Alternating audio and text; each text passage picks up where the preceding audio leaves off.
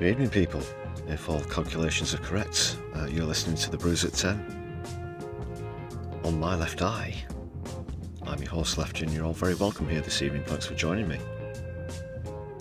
Solidari-Tea, everybody. Another Wet Your Whistle Wednesday is upon us.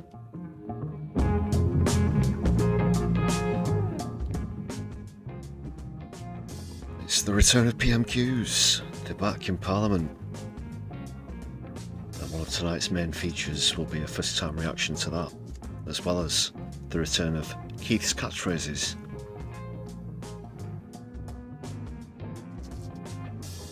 YouTube's favourite linguistic game, by a mile, a country mile. It's quality streaming, right here on the Brews at 10, people. How are you brewing tonight? Let me know in the chat. Moshi on Toast was in there first. Great to see you. Even if you can't stay long live, you can catch up later, that's fine. Thanks for popping by. Mobius as well. And JK, great to see you. Moshi and Mobius, it sounds like perhaps a detective series could develop that. And we'll get you in as well, JK. Sorry, just spitballing here.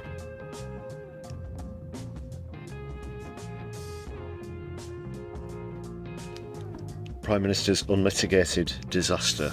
That's probably a better way of describing how PMQs usually goes. I don't think I could agree more. Back we go though, that's the point of Keith's Catchphrases, it makes it a lot more tolerable and interactive as well. Yeah.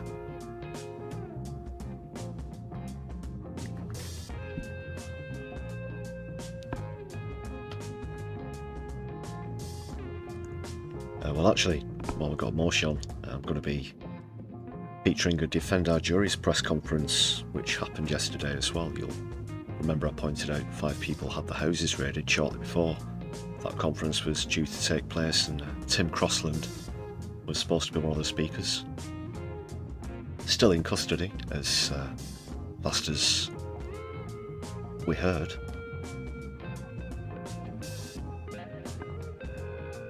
But there were some great speakers at that conference, so I'll be featuring that as well as a few other bits and pieces. First and foremost, no spoilers please. If you have seen PMQs, don't post anything in the chat that might give any of the feature moments or whatever away. Also very important is to hit the thumbs up button as you join us on the stream. It does help to boost us on the algorithm. Other ways you can do that is drop a comment on some recent content, but also make use of the new hype feature, which has replaced the old trending feature. If you open one of our videos and hit hype, that will also go towards helping to promote the channel as well. Do appreciate that. It's quite a new one. I think it just launched in quite a few other countries as well.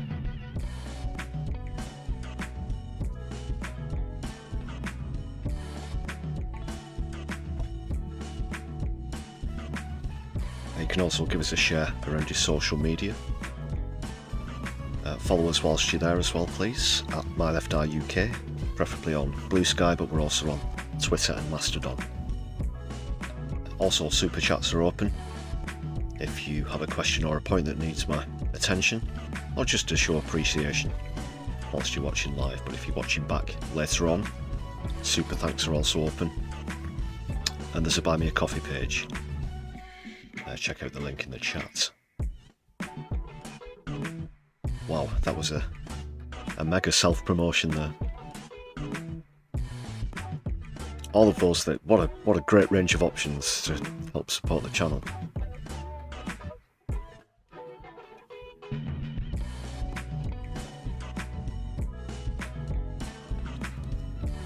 Flow Snake, well, that's not so much of a spoiler alert. Yeah, that's another good synopsis on what to expect.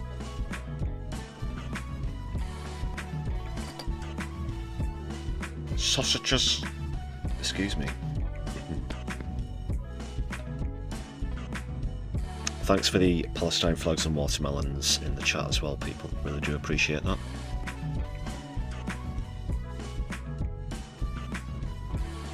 There's a little bit more about the other flags that have been cropping up lately, later in the stream. Just a little, went through most of that on the last couple of streams, didn't we? Something more uplifting, shall we say. But there have also been several reports that on the roundabouts and zebra crossings and other places, they've started to wash away in the heavy rain.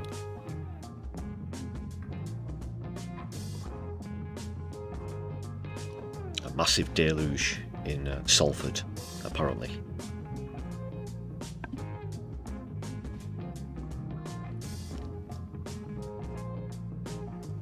Dominic Jones, glad you're with us this evening. How are you brewing?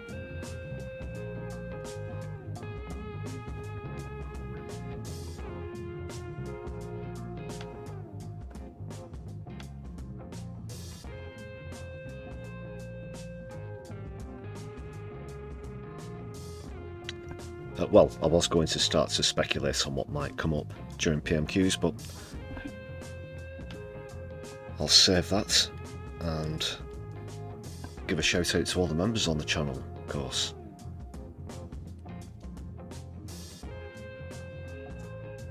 Thank you very much, everybody. Members will never be short of shout outs and appreciation on this channel, that's for sure, and if you want to join this list of marvellous members, it's just 99 pence. A fraction of the price of a tasty hot beverage, with perks including exclusive viewings and exclusive contents and early viewings. He says, with 99% confidence, that that's the right order of words.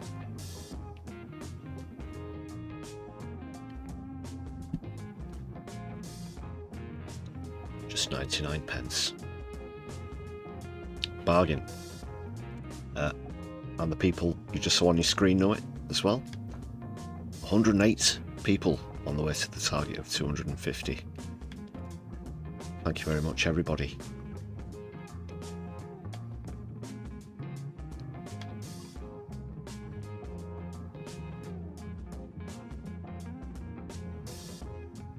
Also known as the Brew Crew, also known as Broodism. Be at one with the cup or the mug, whatever your vessel.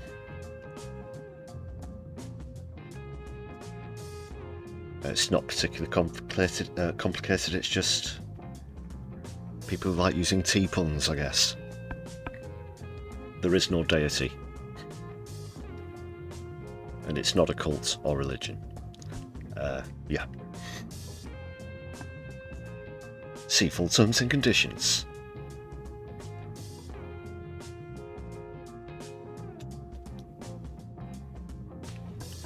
Our guitar guy's just jumped in the chat. Great to see you.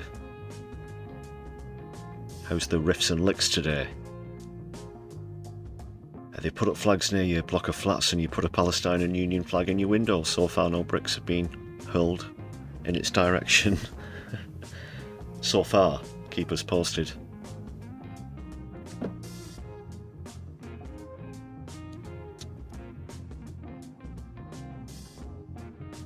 Can you see them from where your flat is? Can you monitor them?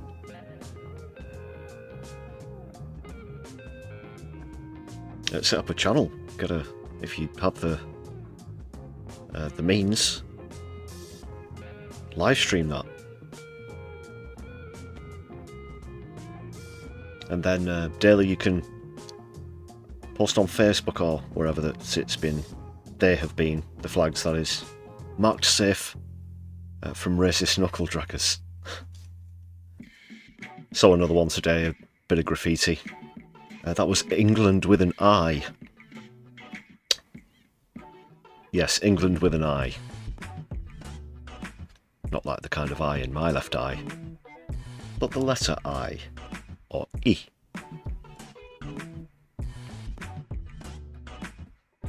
In the lowercase, the vertical line that has a dot above it. You know the one, people.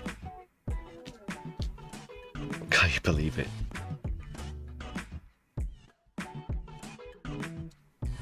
I'd say that's about equal to England with a G.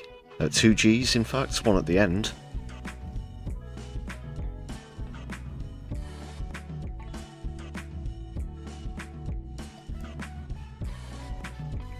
Just out of curiosity, as a perhaps psychology or social experiment, we have to get these two people who wrote these two respective bits of graffiti together just to know the consequences. Really? Well, it could be the same person. Luckily, you have to go outside to see them. Or does that include the ones that you put up as well?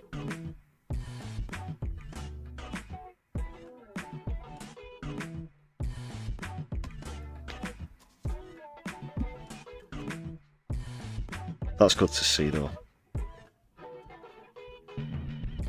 I keep making mental notes of where I've seen flags and roundabouts, and over the last couple of days, I have to say, if anything, they've certainly diminished. This little project has got diminishing returns by the looks of it.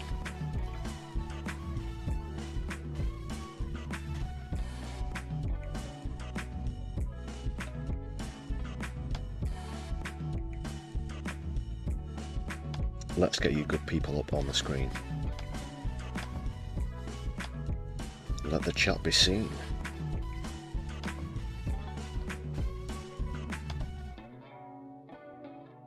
That should be nice and live. I'll try and keep my left eye on it and make sure that there's no lagging.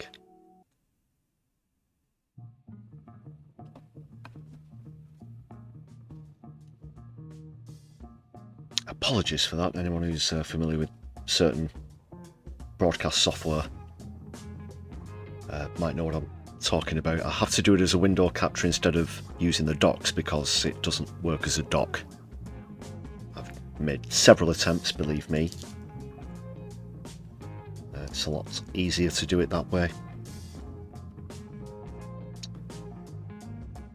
But I've just opened the pop-out chats and put it as a window capture and resized it. Pretty basic, really, instead. But you do have to keep your eye on it for lagging. Some minor rants about the broadcast software, but there is an upgrade coming. It will be this year.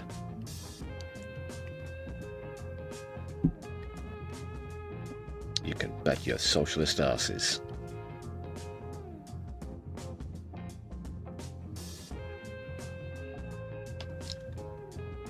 Resize the logo. Good to go. Just as Graham Turner joins us. Excellent timing there, Graham.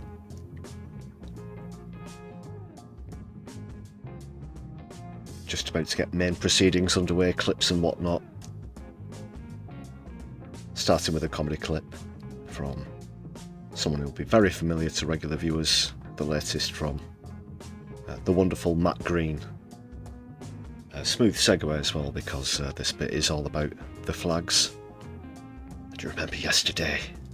Oh dear, we saw Yvette Cooper and Keir Starmer professing their love of flags and describing even where they have them in the house and tablecloths and whatnot, and probably even fucking toilet paper.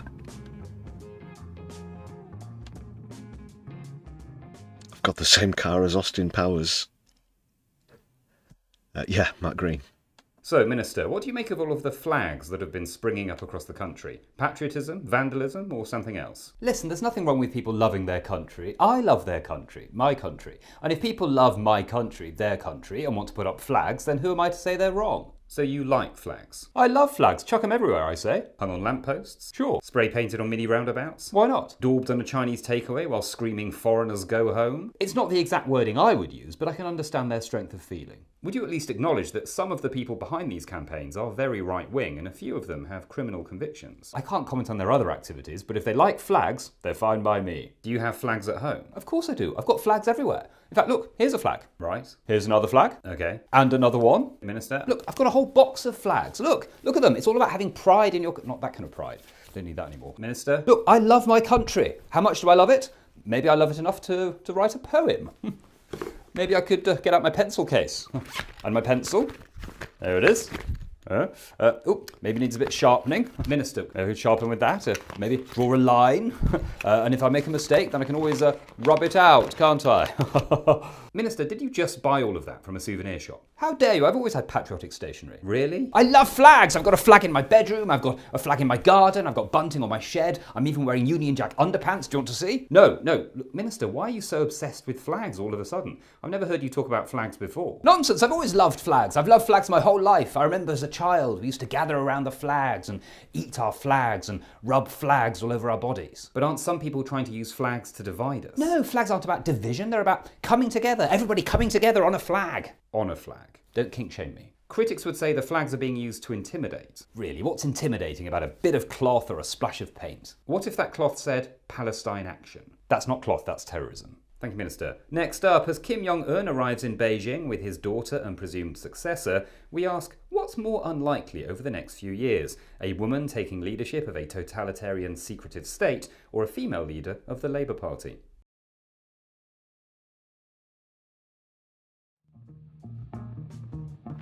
Very good. As always from Matt Green. Let's just highlight those tour dates. And that's starting quite soon actually. In October. We're in September already, people. There you go. If you want to attend any of those dates, I won't read out the full list. But perhaps come into a city near you. It's going to be at the Brog and Bucket here in Manchester.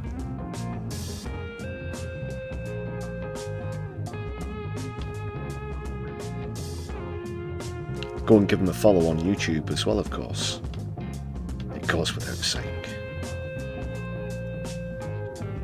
But I said it anyway.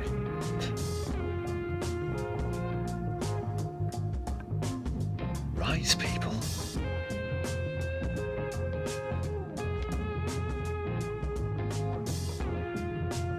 Time to get into the thick of it.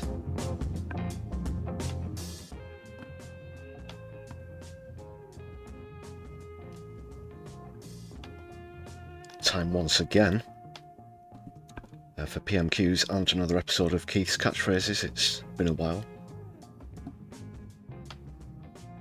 Well, here we go again.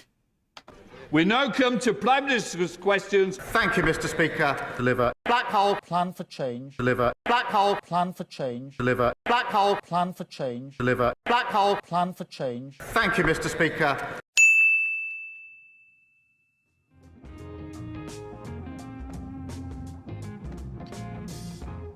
Yes, people. Keith's Catchphrases, who will be today's winner. Very simple for anybody who's not familiar with the game or the rules. I'll just go over those. We have two phrases which are pitted against one another. They have to be spoken by Keir Starmer himself. Hence Keith's Catchphrases. Excuse me, that's a bit of a mouthful. Competing phrases get knocked out after two losses in a row. Variations are allowed, for example, past and future tense, for example, pluralisation.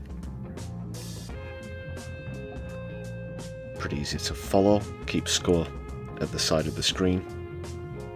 So listen out for the two phrases which I'll announce shortly.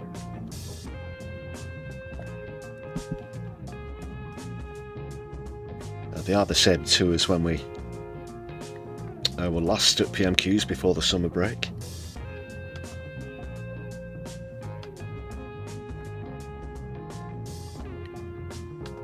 It was black hole. Now perhaps Starmer will find himself having to answer for this rising borrowing costs, for example. We all know what one of his favourite responses will be, in a completely robotic fashion, of course, as with everything else. I think another great contender this week will be change.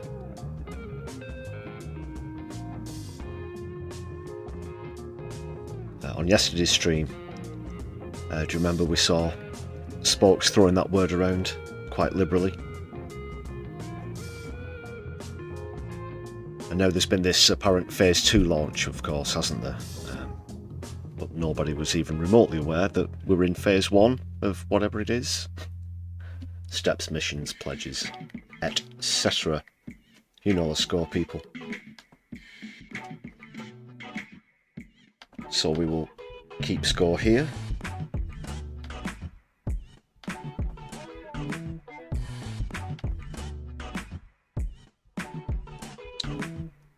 And it's all square at 0-0, by the way. So this will count as the first contest between the two. Floor Snake, you think I'll take no lectures is a decent contender.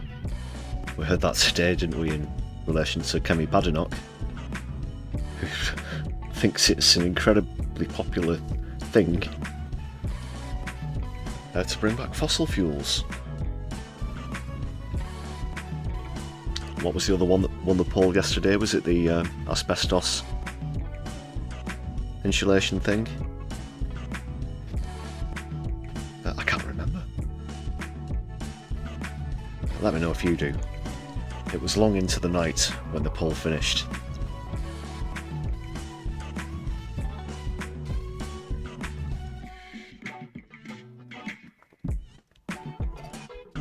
But we'll see how this one goes.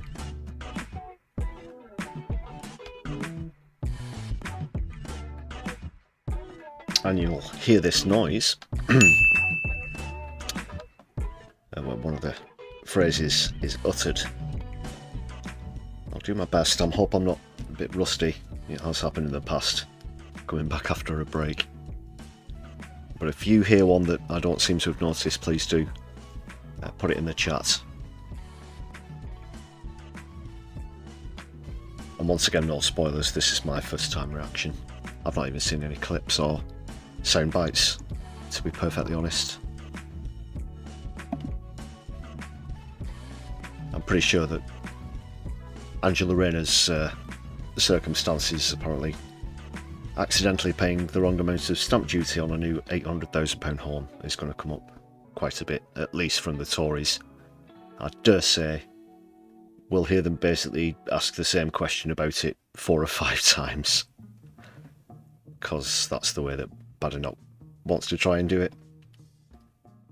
Yeah, bring back fossil fuels and lead piping. Whatever next.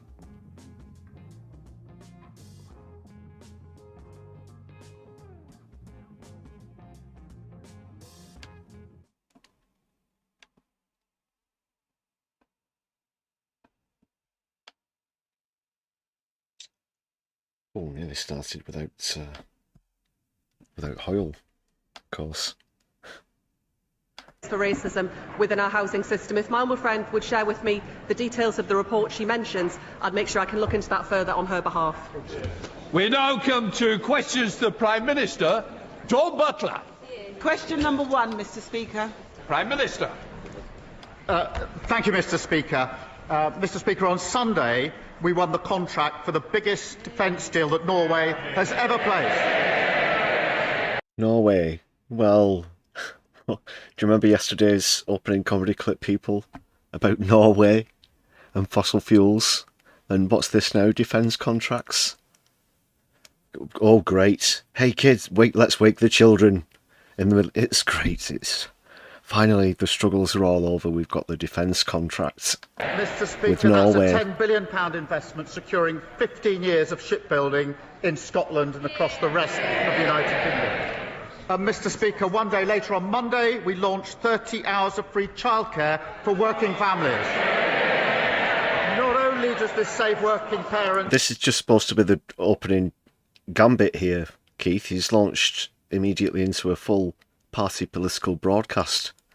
What the frig is going on? You're just supposed to state your go through the usual stuff about your duties, and in addition to that, you will have further such meetings later today. Blah blah blah.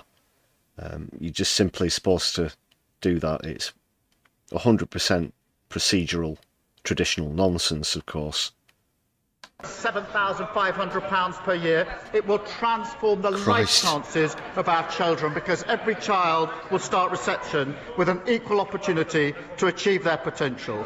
That is a Labour government in action. He's still going. Delivering for working people. Oh, fuck off. Okay, long-term viewers will know that one of the former contenders was the word deliver, who was actually a long-reigning champion, eventually bowed out to 2 successive defeats, but it still triggers me, reaching for the button when I hear the word deliver. Ever since it bowed out, he just won't stop using it. Mr. Speaker, this morning I had meetings with ministerial colleagues and others. In addition to my duties in this House, I shall have further such meetings all he had to later say. today. That's all he had to say. Thank you, Mr. Speaker. Storm Economically Butler. deprived high streets, poorer high streets, are flooded with gambling shops. The aim to permit legislation prevents councils from saying no. My summer campaign on gambling reform has received loads of support, including Gordon Brown, who says if we tax the gambling industry, we'll get £3 billion for our economy. Will the Prime Minister join campaigners and help me to end aim to permit so constituents like yours and mine can thrive? If he comes back with, you bet you can. Prime Minister. Well, can I thank her for her question? It is important that local authorities are given additional tools and powers to ensure vibrant high streets. We are looking, Mr. Speaker, at introducing cumulative impact assessments.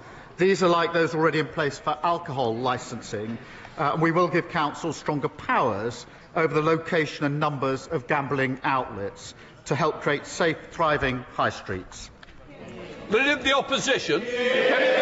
Well, unfortunately, they tend to crop up a lot in the poorest areas of the country, and targeting the most vulnerable is one tactic as well. Thank you, Mr. Speaker. Mr. Speaker, I know the whole House will want to send our condolences to the family of our former colleague, David Warburton. I also welcome the fact that the Deputy Prime Minister has referred herself to the ethics advisor. She has admitted she underpaid And she's tax. off already. So why is she still in office? But there is not just a crisis at the very top of his cabinet, Mr. Speaker. There is a crisis brewing for the whole country. When was the last time... How dare you, prick, how dare you utter the word brew? How dare you sully its pure nature with your Toriness? How dare you, madam? the cost of government borrowing was so high? Prime Minister. Well, Mr. Speaker, can I join her in her comments about Mr. Warburton? I think the whole House would unite on an issue such as that. In relation to the Deputy Prime Minister, she has explained her personal circumstances in detail. She's gone over and above in setting out the details, including Mr. Speaker, yesterday. Right, I've not deliberately censored her face to try and shame her with the change logo. By the way, that does just tend to happen. Well, we've got to keep the score up, and that's where she sits. I can't do anything about that, really.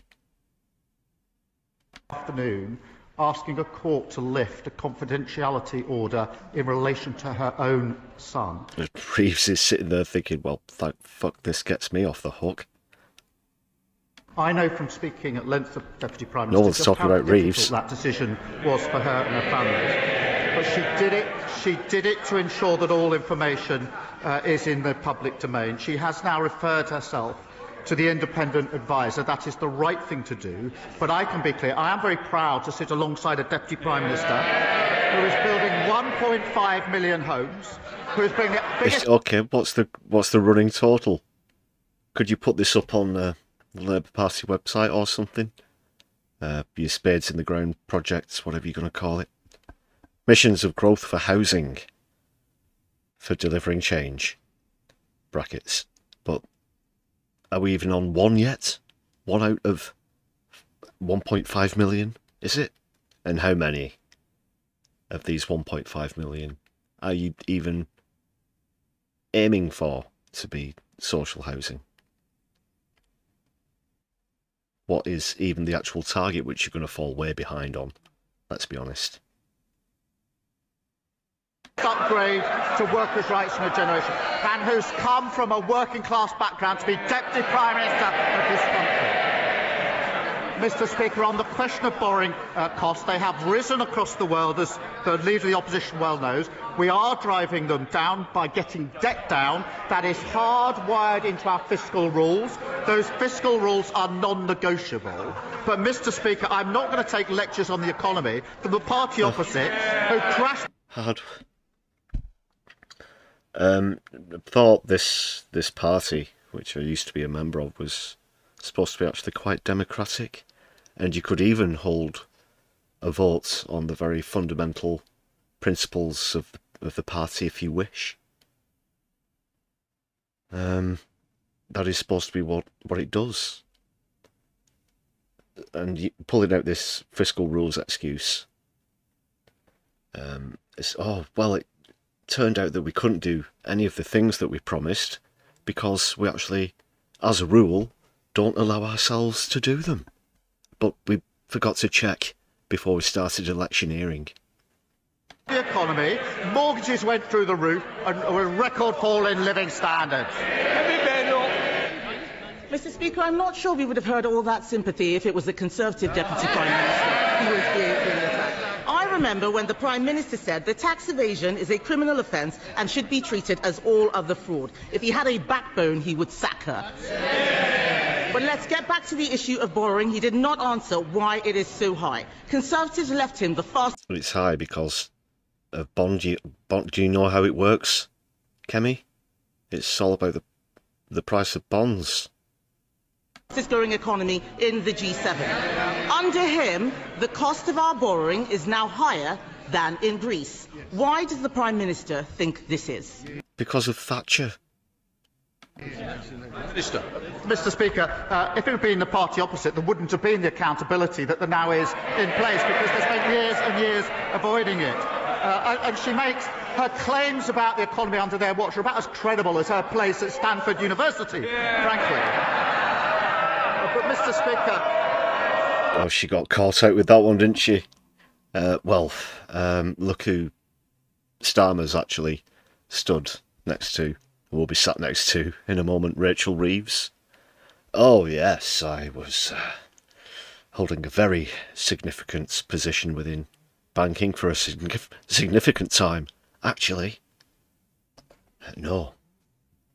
The manager, middle management, whatever it was, of a call centre.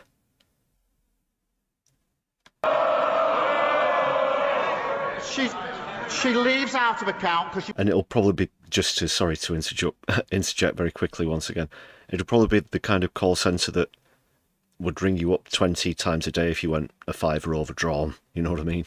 Wants to talk down the country. We've got the highest growth in the G7. Those figures, I look forward to her getting up and welcoming that. 5 interest rate cuts in a row. And of course, Mr. Speaker, £120 billion of investment in the first year of a Labour... Black hole, we're off. That was a black hole. I'll just confirm that. Pretty sure it was.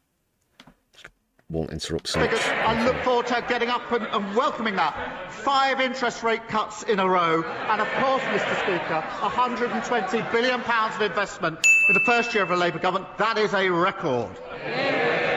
It's a terrible record, Mr. Speaker. I stand by every single thing that I have said. He cannot say why. It's because he said, I thought he said 20 billion black hole. Sorry, he said 120 billion of investment. Misheard there. Borrowing is higher under him. People. I will tell him why it is higher. It is because the Chancellor changed the fiscal rules so she could borrow record amounts. She maxed out the country's credit card, and that has pushed up borrowing costs. These are their bad choices, Mr. Speaker. Mr. Speaker, former members... It doesn't work like a credit card does, for goodness sake. that we are heading for an economic crash? Why does he think that he is right and they are wrong? Prime Minister. Mr. Speaker, she can't resist. She comes straight back to talk the country down at every opportunity. She hasn't. She does. Well, Sir Keir, perhaps if you actually went out there and lived within reality, you might actually understand what it's like for certain people. But you avoid the public like the plague. You go after the most vulnerable, and your absolute worst nightmare is to be confronted in person, head on, by the very people who are being affected by your policies. That's you all over. You're not only a carbon copy of a Tory, you're an absolute coward to boot. At least Johnson, the dickhead that he was, actually interfaced with the public on occasion. You know what I mean? Doesn't welcome the highest growth in the G7. She could have got up and welcomed that, Mr. Speaker, but no. What about the 380,000 jobs we've created? She can welcome that, but no. What about the 3 trade deals we've got? Not only does she not welcome them, she opposes them. And of course she hasn't welcomed them. They'll be doing the same as the Tories did. Let's say someone decides to work a few hours at a weekend, say 6 hours, sometimes as little as 4. They'll count that as a job, which of course it isn't. How can he stand there and say that he is creating jobs? Unemployment has gone up every single month under this Labour government. And if he doesn't know why borrowing costs are going up, another reason is that the markets can see that he is too weak to control spending. Now, we're reading... Someone just get out the sock puppets and explain bond yields, bond costs, the cost of borrowing to Kemi Badenoch like she's 5. We picked. I think I saw the leader of the opposition said, I think at the weekend to the Sunday Times, that I think she said this: "I've inherited a gigantic mess and I'm cleaning it up." She said it's very difficult. It's going to take a while. I know exactly how she feels.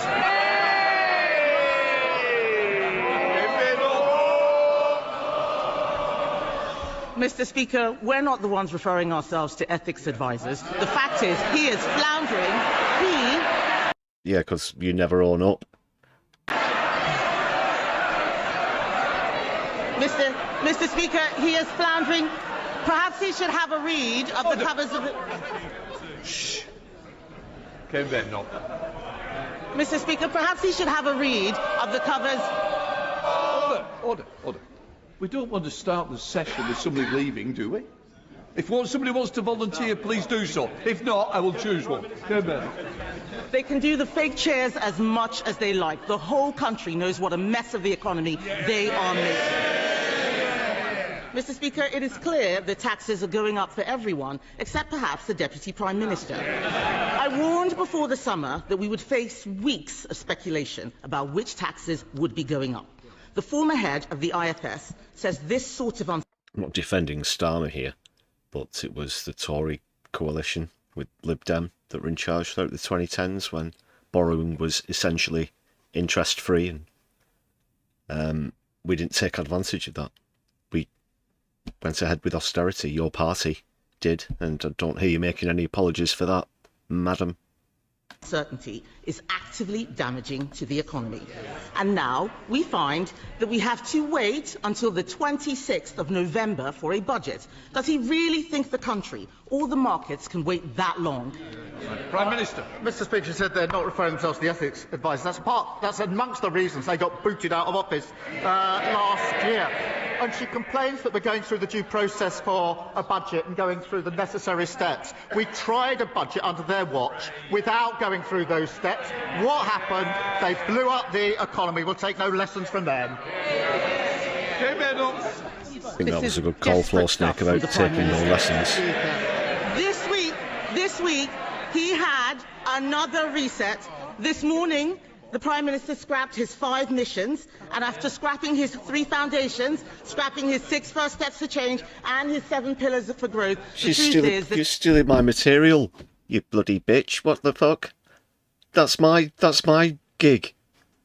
This man has got no clue, zero clue. But this is serious, Mr. Speaker. The Prime Minister's incompetence is hurting real people. They're losing their jobs. The cost of everything is going up, from energy bills to the weekly shop. This is a crisis made in Downing Street.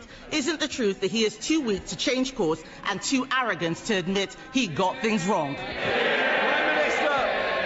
I don't know what social media site she's been on this morning, Mr. Speaker, but I think the chair of the Tory party said that we were the firefighters, this government. Well, in a sense we are, because we're putting out the fires that they created. They were the arsonists, the biggest... I'll show Keith what's been going around social media, and it's the latest polling on how Labour are doing.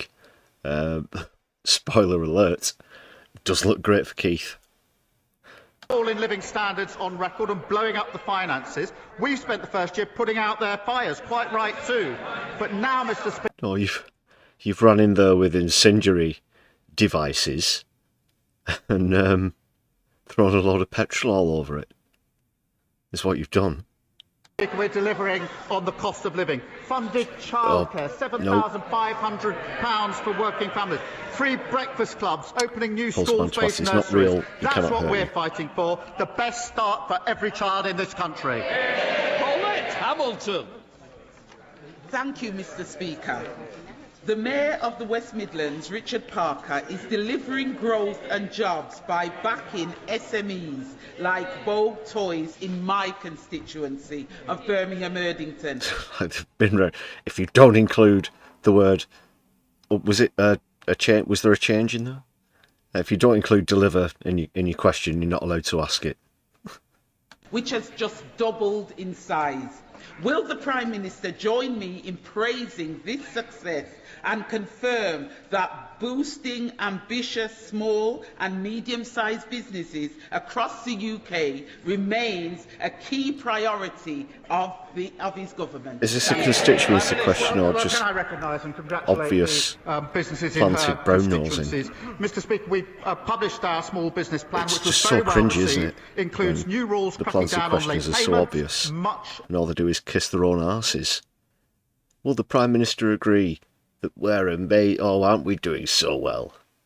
Long been asked for, £3 billion boost to more business loans and fairer business rate systems to support small businesses. That's why it was so warmly received. Thank you, Mr. Speaker.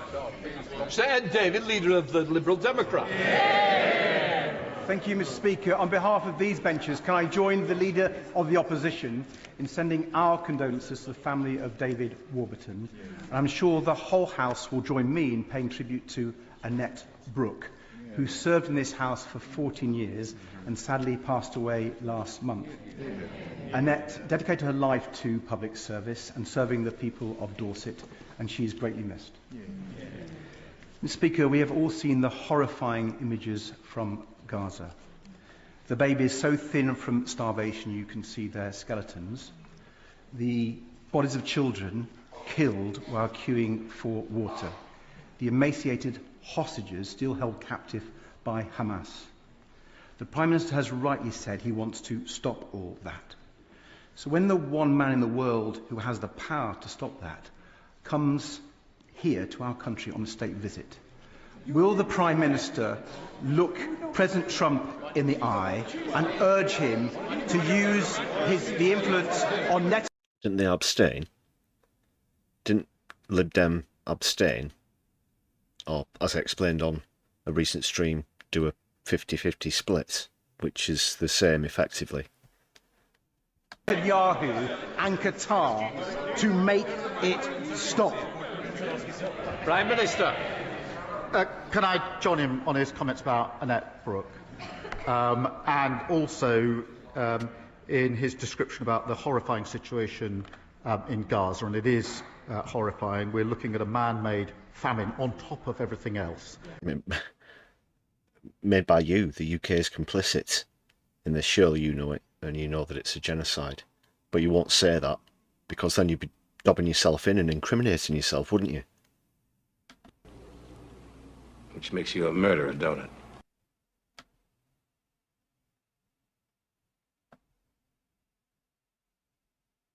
And that is why we're expending so much of our time with partners seeking to bring about a ceasefire, to get humanitarian aid in at pace, to get the hostages out, and of course to put forward a peace plan that can actually take us to a full trade embargo, full sanctions, have the Army, the Navy and the Air Force escort the aid into Gaza. It's as simple as that is what is required. Not these empty words and looking at developing plans for peace and so on and so forth. It's a humanitarian crisis. You have to reach out and grab the solution, which is so obvious in there, but you choose not to because you'd lobbied not to.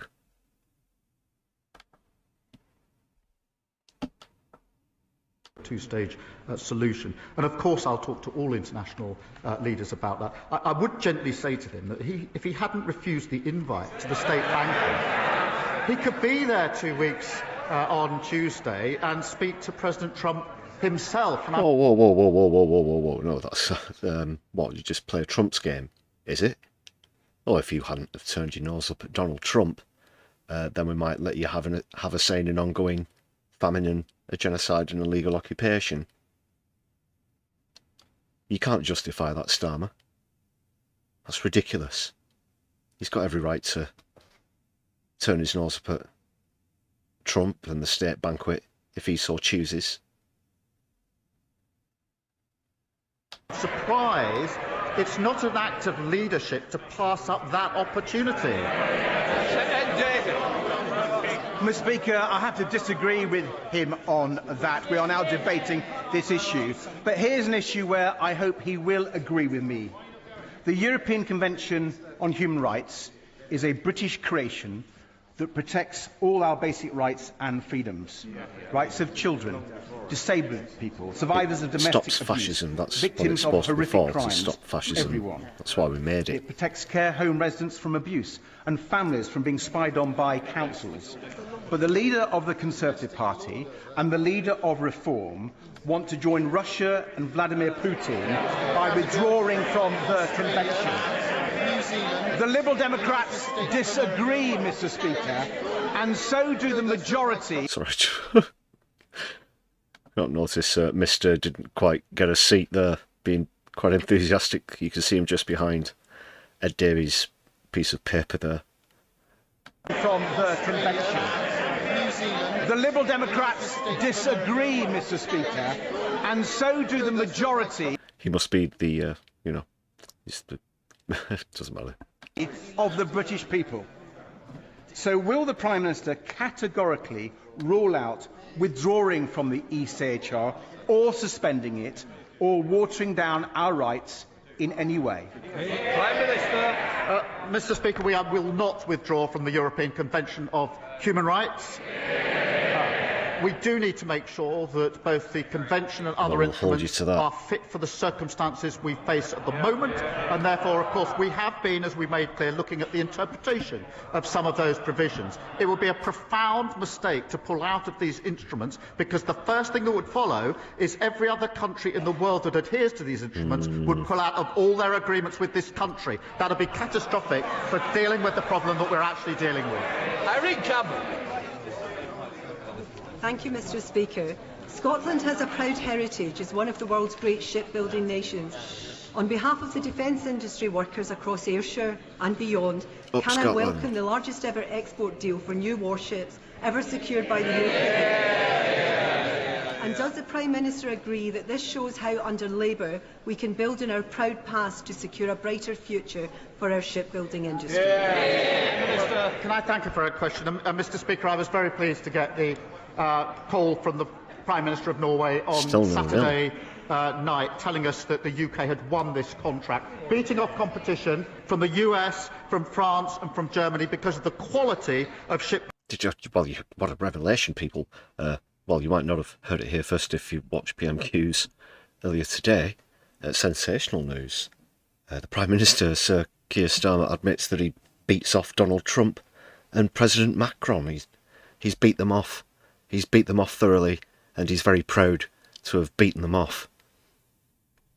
Building in this... He did it for Britain. Country. This is £10 billion deal, Mr. Speaker, 15 years' worth of shipbuilding, particularly in places like the Clyde. Thousands of skilled jobs in Scotland, and it does show the importance of the defence industrial strategy and the importance of Britain being taken seriously again on the international stage. Mr. Speaker, it comes on top of the record investment in defence that we've already announced earlier this year. Well, how is it still 0-0? This has been so atypical thus far. Mr. Speaker, I'm joined today in the gallery by the leadership of the Young Farmers Clubs of Ulster, an organisation and young people who are passionate about youth work, passionate about the rural countryside and passionate about the future of farming and agriculture. Agriculture policy is devolved, but the Prime Minister's agriculture inheritance tax is the thing that has them and young farmers across all the country despairing not just for their future but the future of food security.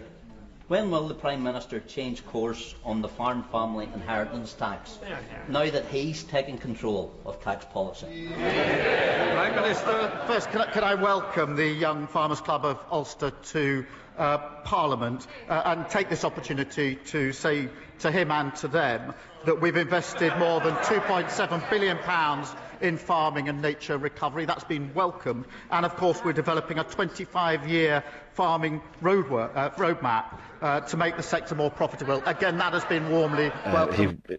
Come on, it's the inheritance issue that he was pressing you on, this inheritance tax. And their future will depend on that roadmap. We'll work with them. Bill Ribeiro Abbey. Thank you, Mr. Speaker. This week, the Global Sumud Flotilla, which includes British citizens, set sail for Gaza to break the illegal blockade and deliver much-needed aid. In June, the British boat, the Madeleine, was threatened and its crew detained, but we took no action. Can the Prime Minister say what has been learned from this and what steps are being taken to protect the British citizens on this flotilla?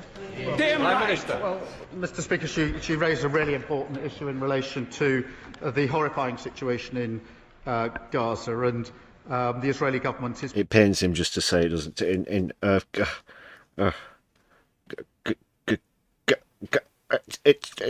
then he's just going to collapse and go, it's Israel, it's all Israel, and this bit of Lebanon, and this bit of Jordan, and everywhere. Preventing urgently needed aid from getting in, and that is why we're now seeing a man-made famine, and that should cause us all to pause and reflect. I have to say, we are working with other countries to get aid in by any practical means, but land routes are the only viable and sustainable... We've not had a crash, have we? Just one moment. Skip back a little. We are working with other countries to get aid in by any practical means, but land routes are the only viable and sustainable means of getting aid. Crew detained. Sorry, the screen's frozen. We are working with other countries. Thank you, Mr. Speaker. So the budget date has finally been announced, and once again, Scotland is some sort of distant... Shite. Right, I have to do a quick reset, people. It'll just be 30 seconds. Bear with. Charge your glasses. Whatever. Just make a quick note of the time. Where we're up to. Okay. Be right back, people. Bear with. Sorry, it's just the screen's frozen.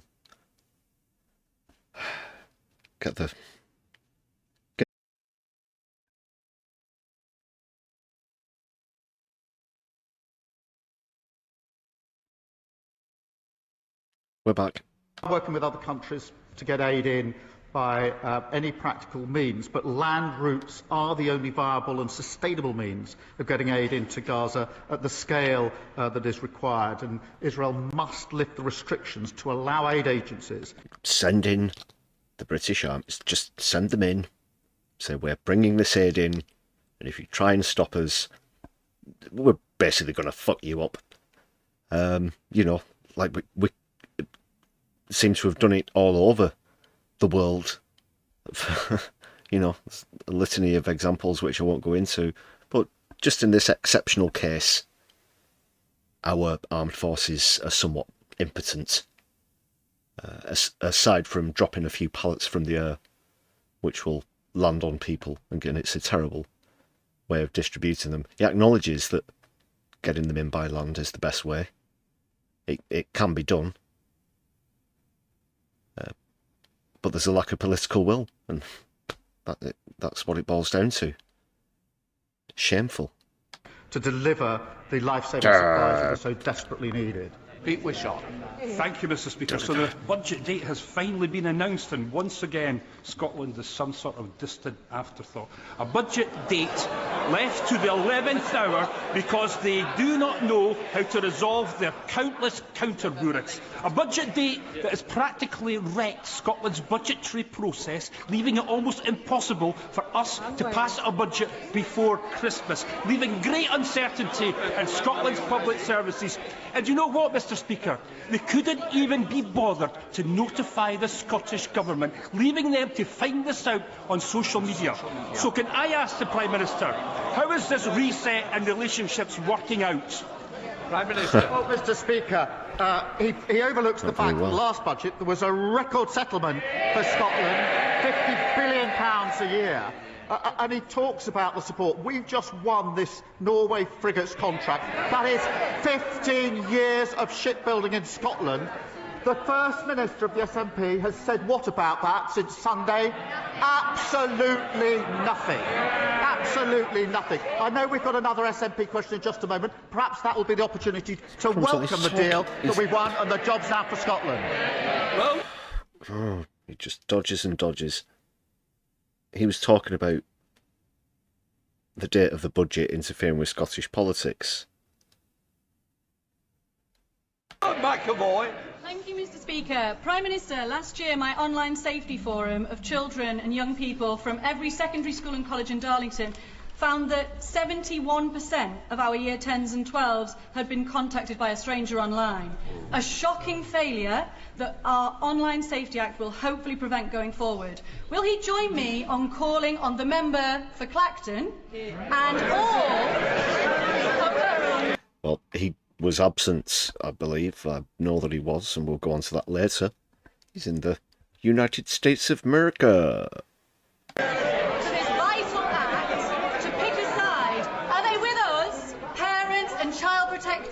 Or are they with the predators harming our children online? Prime Minister. Well, Mr. Speaker, of course, the honourable member for Clacton is not here representing his constituencies in the house that he was elected to. No, he's flown to America to badmouth and to kiss Trump's arse for a start, like you do every time you go over there. You fucking, but you couldn't wait to get across the floor to shake his hand and give him a hearty pat on the back. You've opened the door for him with your ridiculous policies trying to outflank him on the right. And the latest polling says he's going to absolutely trounce you. But I can't help but think he's deliberately let this happen. I just really can't. He can't have the barefaced cheek to stand there and then start to criticise him. We all saw that. We all saw that. How pally he was with Farage. This is performative bullshit. talk down our country. And worse than that, Mr. Speaker, if you can believe it, Mr. I he's like gone flags. there to lobby. Oh, despite what's happened recently. Oh, yeah, the flags are great. I've got loads. The Americans to impose sanctions on this country which will harm working people. You cannot get more unpatriotic than that. It's a disgrace. Mr. Speaker, on the question of the Online Safety Act, that protects children from material on suicide, on self-harm and online predators. And reforms say they would scrap it. When their leader was asked, well, what would you replace it with? His answer, there needs to be a tech answer. I don't know what that is. Well, you can't run a country on don't know answers. Dr. Kieran Mullen. Thank you. Mr. Speaker, I'm sure, like me, you got to enjoy everything UK hospitality has to offer over the summer, and 15 local pubs received nominations as part of my community. He probably certainly did, in executive boxes and whatnot, watching the Arsenal. Probably went to, Wimbledon, and we'll go here and there. We might go to the opera. Oh, I had to take my kid to watch this pop concert, but we got a executive box, whatever it is. Oh, look, a An expensive pair of shoes has arrived for me all of a sudden. And a new pair of designer glasses. Just like that. Yeah, the hospitality is great in the UK, as long as you're a fucking MP. Pub awards. I visited places like the Bull Inn in Battle, the Castle Inn in Pevensey, the Swan Inn in Darlington, the New Inn in Westfield, and Sidley Working Men's Club. Many of them told me how hard hit they've been by Labour's jobs tax, and UK Hospitality estimates 80,000 jobs have already been lost, and the Beer and Pub Association say a pub a day will close this year. Can the Prime Minister name a single pub landlord that thinks his current Deputy Prime Minister's employment bill is going to help rather than just make things worse? Yeah. Prime Minister. Well, I hope he paced out the visits to all those pubs and didn't do them all in one go. But look, UK Hospitality has welcomed our small business plan, and that obviously applies to pubs. Yes, they have. And the reason is because it permanently lowers the business rates that they pay, and it tackles late payments, something they've been asking for a very, very long time. They talked about fixing this, but they never delivered. We're delivering. Katrina Berry. Thank you, Mr. Speaker. My constituents have endured 4 major fires in recent months across our community, including the devastating destruction of Cumbernauld iconic St Mungo's Church. Yet the Scottish Fire and Rescue Service is consulting on downgrading Cumbernauld Fire Station, increasing response times and putting lives at risk. Can I ask the Prime Minister to make representation to the Scottish Government to not risk lives with cuts to our vital emergency services? Prime Minister. Well, I think the whole House is sorry to hear about the awful fires that her constituents have faced, including the destruction of St Mungo's. And I know just how important that church was, Mr. Speaker, to the local community. The Scottish Government have received the largest settlement in the history of devolution. That's £50 billion a year. That should be focused. Well, the largest settlement in history could be you can run your own country instead of it being run from Westminster. That'll be some record. On the issues that matter to her constituency. And I will take this up and make sure that we raise it with the Scottish Government. Stephen Gaffney. Very poor. Well, I will refer to my comments earlier in the week since the Prime Minister's research isn't up to scratch. Mr. Speaker, George Reid, who was a former presiding officer of the Scottish Parliament and an MP, passed away over the summer. He was a humanitarian to his very fingertips. He would abhorred the demonisation of asylum seekers, including those desperate enough to cross the Channel in small boats. Now, figures published by the House of Commons Library shows that those asylum seekers who were forced to cross has increased dramatically after Brexit as a result of leaving the Dublin regulation.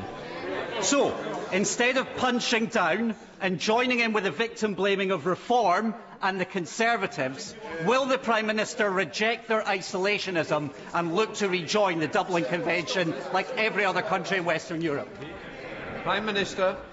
Mr. Speaker, there's nothing progressive about people crossing the Channel in small boats. Nothing progressive about that at all. We need to... There is. It's called having a heart. It's humanitarian at its very core. But it's also taking responsibility for some of the horrors that we've put upon other countries in the world as well. Afghans have been in the news recently, as well as Syrians. And we're also about to see the first Gazan students arrive in the UK. But we should be welcoming many, many more. That's Britain's legacy, Starmer. So you can't dismiss it as non-progressive. What is progressive then? What your idea of how to do things? You think that's progressive? No, it's purely xenophobic, and it's stirring up the far right, as we've seen. You're making no apology for doing that.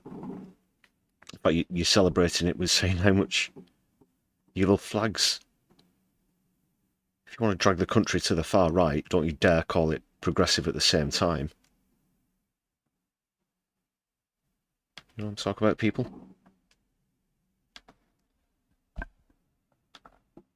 Sure that stops. On the question of the Dublin Agreement, I agree with him. We had a returns agreement with the whole of Europe.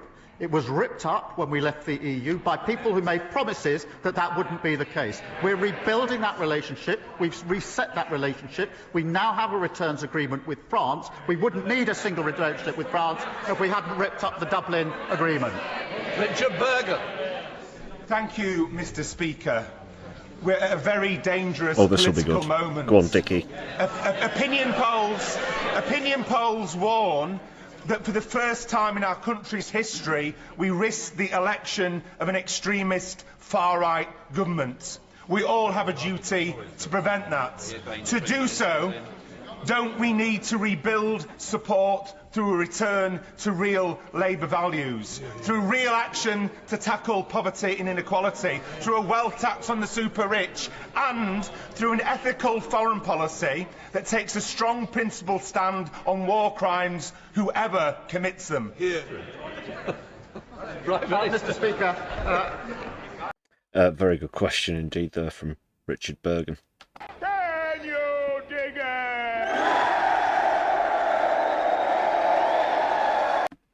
Look, we do stand at an important moment. We can have the politics of renewal under this government, or the politics of grievance from reform, who do not want to fix the problems. They want the grievance to continue because the last thing they want is improvement in the lives of working people in this country, because they feed off the problem and the grievance being there. That's the difference.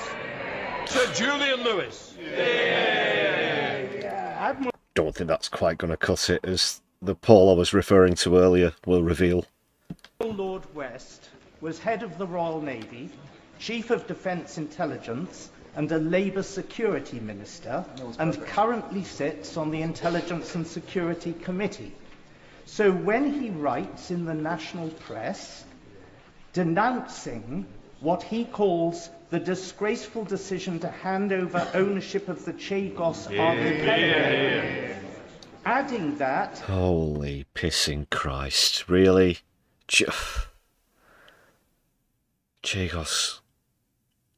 Chagos. Just sit down. Just sit down. Dust the cobwebs off yourself while you do so. He does not accept that the move is, quotes, absolutely vital for our defence and intelligence, as the Prime Minister claims. Should we rely on his professional judgment or not? Minister. I have the misfortune to disagree with him.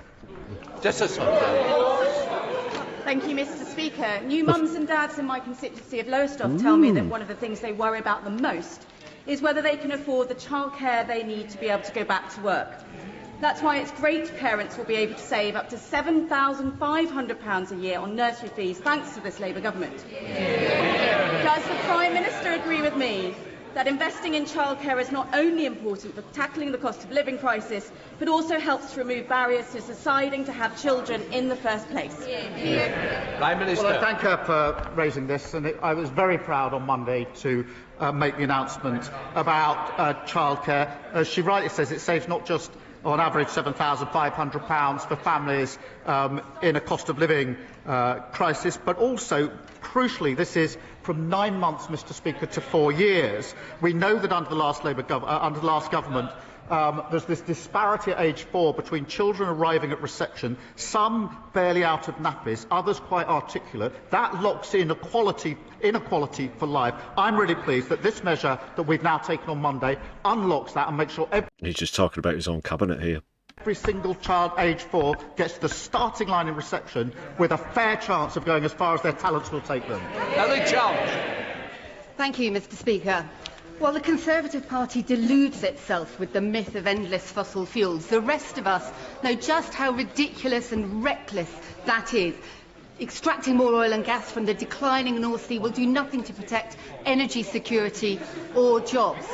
Now, the Prime Minister himself has stated that climate action is at the heart of his government's mission for the protection and prosperity of Britain and the world. So with a decision finally looming on the Rosebank oil fields, will the Prime Minister prove his words mean something and finally put an end to this climate-wrecking project?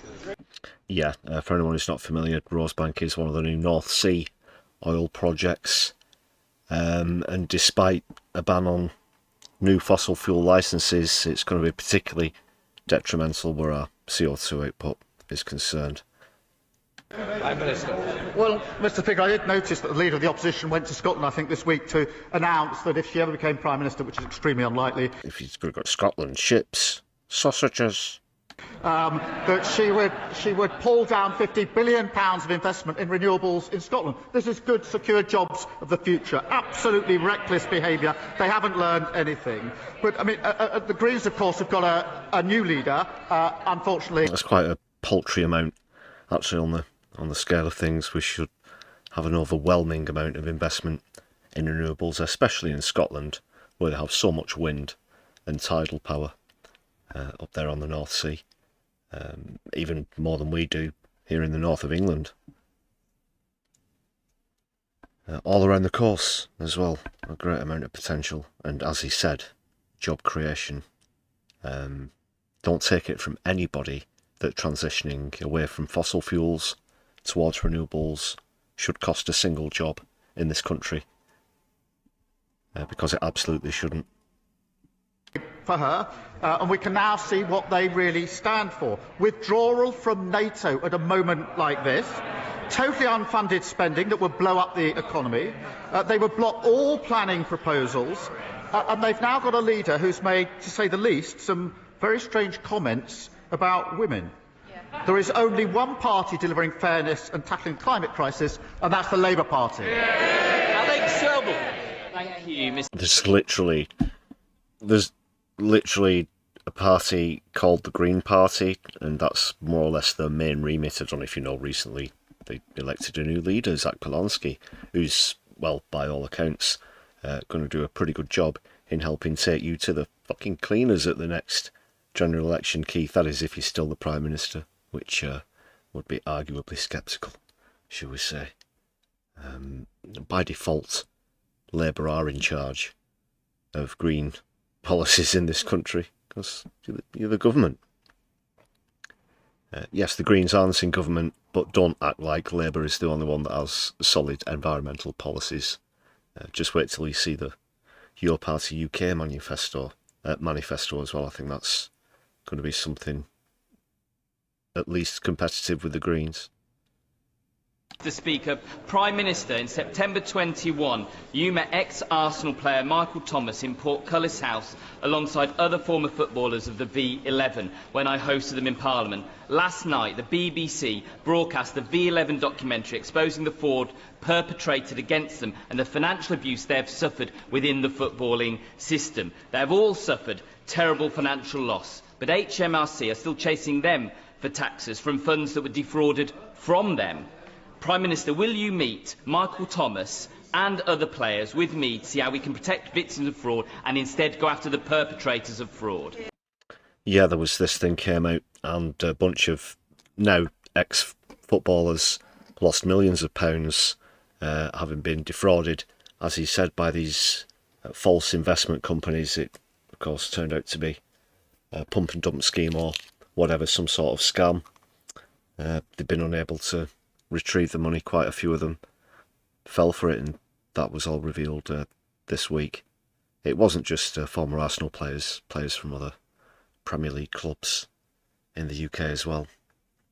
Prime Minister. I have met Michael Thomas a number of times. Of course, he's got a special place in my heart, having scored that winning goal at Anfield when we won the league, although the less said about winning at Anfield at the moment, probably the better. But the serious point is that these are sporting heroes who've brought us so much joy, and they should have proper support from their sporting bodies on both health and welfare. Michael Thomas and others running a really important campaign to bring this to our attention. We do need a trusted system that takes the well-being of our sports people seriously, particularly those in vulnerable positions. And I know the Minister for Sport is in contact with the campaigners on this issue. Yeah, Nicola, it is one of the first world, certainly a first world problem. That, but it just goes to show that anyone can get defrauded. But obviously, working class people suffer a bit more of a severe impact than multimillionaires. They might have lost millions, but if, you know, they've still got millions left over, it somewhat erodes the amount of sympathy that you can have for them in the first place. We're talking about former footballers now. I know that a few of them are players from the 90s, or maybe even further back than that. But nowadays you look at the six-figure weekly salaries that most Premier League footballers get, and it's, yeah, there it is. Can you really feel a great amount of sympathy? Thank you, Mr. Speaker. On a recent visit to the UK Space Agency based in my Oxfordshire constituency, I learnt of the huge value created by our space sector, generating more than £7 for every £1 invested. Given his government's decision to scrap the UKSA as an executive agency, will the Prime Minister guarantee its international credibility, its operational independence and its budgets? And will he visit Harwell campus to hear what our brilliant space companies need from government? Yeah, we screwed this planet. Let's go and find another one. You know, let's forget about healing this one that we've got at the moment. Apparently now Venus is the new front runner if we're going to colonise another planet. Most scientists think that'll be incredibly easier than colonising Mars, which doesn't have an atmosphere anymore. Various reasons into that, but yeah, sure. Yeah. Space. Do you know how much CO2 is put out by launching a rocket? Have you any idea? If you think planes are bad. Prime Minister. I thank him for raising this important issue and Planes are reassure bad, him. but this is even worse. We do want to keep the huge expertise and knowledge of the UK Space Agency staff, including those that are working in his constituency. We have already secured almost £300 million in contracts from the European Space Agency, and this will cut costs, reducing duplication, so we can really focus on growing this important sector. Mr. Speaker, since the start of the full-scale invasion into Ukraine, Russia has stolen, abducted and indoctrinated at least 19,546 children. Awful. It's one of the most heinous crimes of this war. Can I warmly welcome this morning's announcement of an additional package of sanctions on those perpetrating these crimes? And can the Prime Minister assure the House that he will do everything possible to return these children to their homes? Prime Minister. Well, can I acknowledge her campaigning on this really important issue?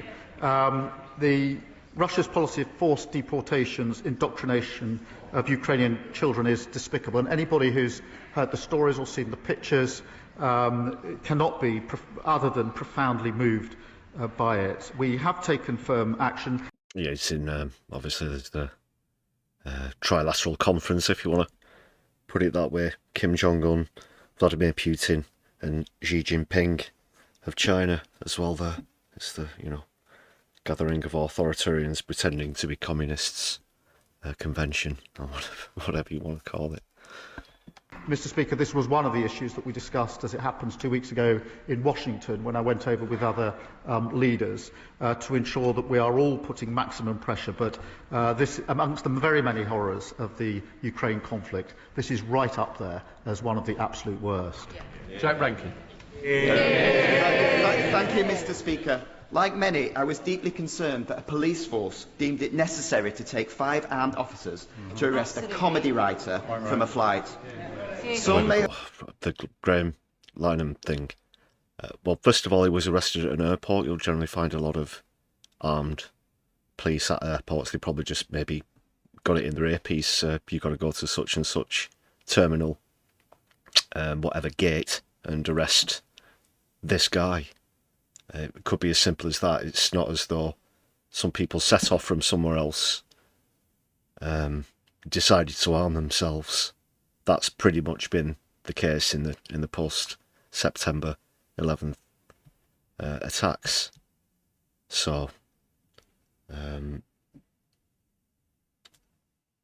try and act like a victim just because you happen to get arrested at an airport and there were people in guns, I think is maybe going a bit too far.